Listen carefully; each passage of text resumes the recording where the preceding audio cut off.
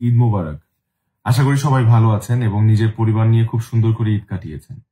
এই ঈদে আমার বেশ কিছু নাটক রিলিজ পেয়েছে এবং প্রথম দিন থেকেই খুব ভালো ভালো রেসপন্স পাচ্ছিলাম আপনাদের। এই ঈদটা আমার খুব সুন্দর একটা ঈদ হতে পারতো আপনাদের ভালোবাসায়, আপনাদের সাপোর্টে, কিন্তু সেটা হয়নি। একটা অনাকাঙ্ক্ষিত বিষয়ে আপনারা যেমনটা কষ্ট পেয়েছেন, ঠিক ঠিক তেমনি আমিও কিন্তু কষ্ট কষ্ট পাচ্ছি এবং কষ্টে আছি। আমি কিন্তু একদমই ভালো নেই। সো আপনারা এটা বুঝতেই পারছেন, কারণ আমাকে অনেকেই আমার শুভাকাঙ্ক্ষীরা মেসেজ পাঠিয়েছে এবং সাপোর্ট দেওয়ার চেষ্টা করছে। হয়তো আমার মানসিক অবস্থার কথা তারা বুঝতে পারছে। এই কারণে আমার মনে হয়েছে আপনাদের সাথে কিছু কথা বলার দরকার আমার।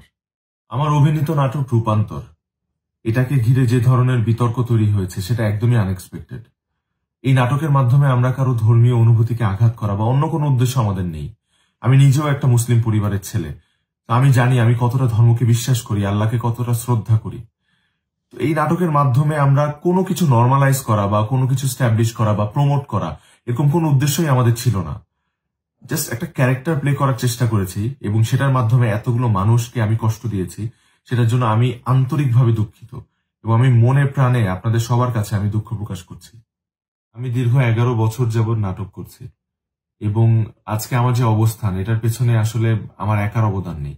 অবশ্যই আমার দর্শকের ভালোবাসা এবং সাপোর্টটা ছিল দেখে আজকে আমি এই অবস্থানে আসতে পেরেছি।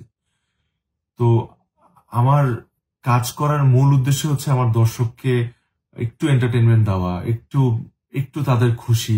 এই কারণে আসলে এত কষ্ট করি আমি। তো এরপর থেকে আমি আরেকটু বেশি সচেতন থাকবো এবং সতর্ক থাকবো আমার চরিত্র বাছাইয়ের ক্ষেত্রে, যাতে তারা কোনোভাবেই মনক্ষুণ্ণ না হয় এবং কষ্ট না পায়। আমি আপনাদেরকে কথা দিচ্ছি, আমার যে কাজগুলো আপনাদের এতদিন ভালো লেগেছে তার থেকেও বেশি ভালো কাজ আমি আপনাদেরকে উপহার দিব। শুধু একটাই রিকোয়েস্ট, আমার উপর কোনো কষ্ট রাখবেন না। আমার জন্য দোয়া করবেন এবং সবাই ভালো থাকবেন। I love you all.